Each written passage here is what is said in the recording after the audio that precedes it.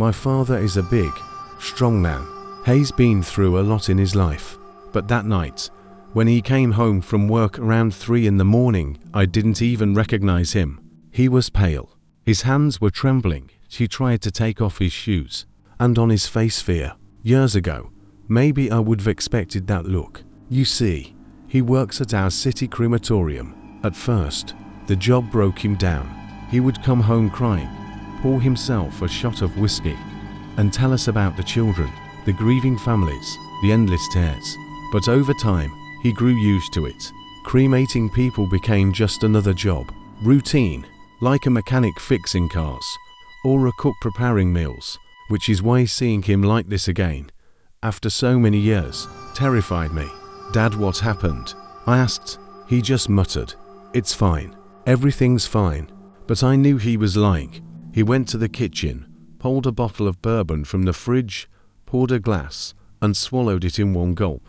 He rarely drank after work anymore, so I understood.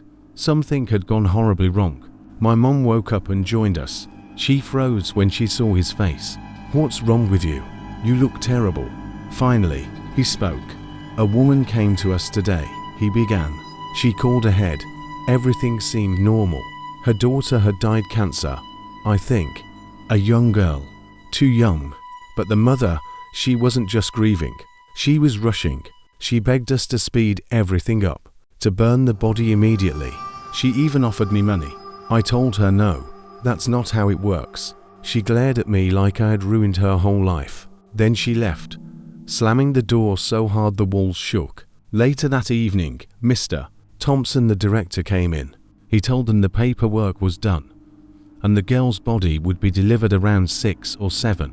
When the coffin arrived, it was nothing fancy, just a cheap plywood box, nailed shut. My father had seen worse. Not everyone can afford polished mahogany. Still, something felt off. The smell.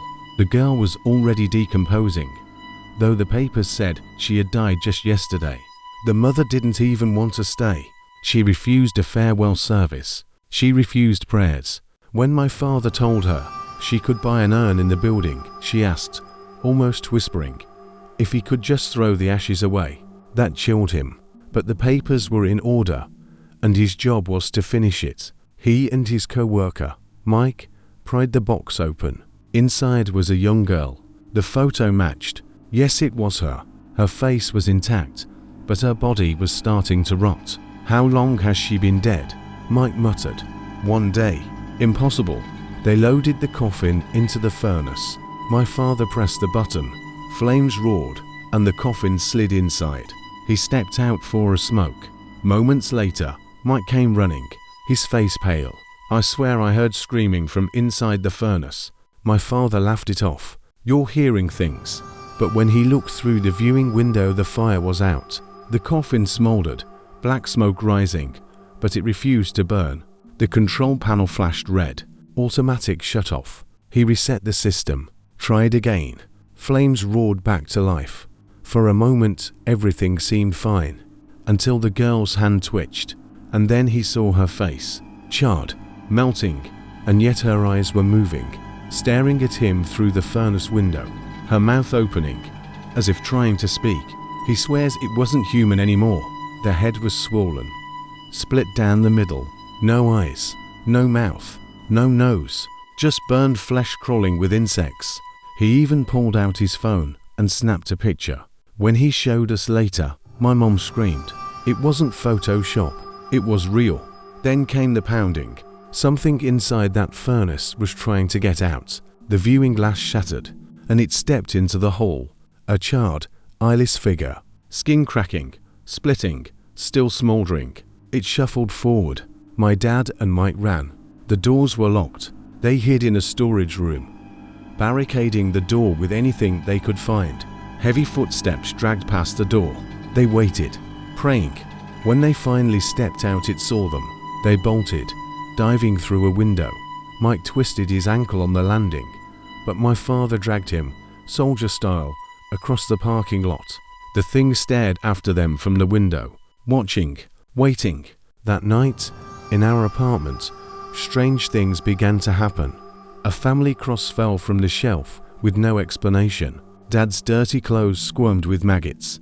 The air reeked of smoke. When my father went to shower, I swear I saw worms crawling out of his socks. I wanted to tell Mom, but she was already asleep. And then came the fire. I woke up to the smell of burning.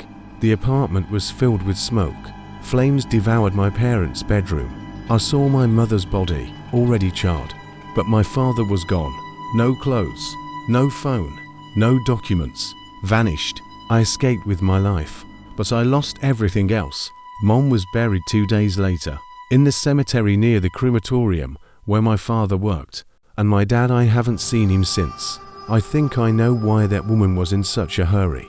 Because something unholy was living inside her daughter's body. And when the furnace failed to burn her, when nothing but ash remained, that thing was set free. It took my father.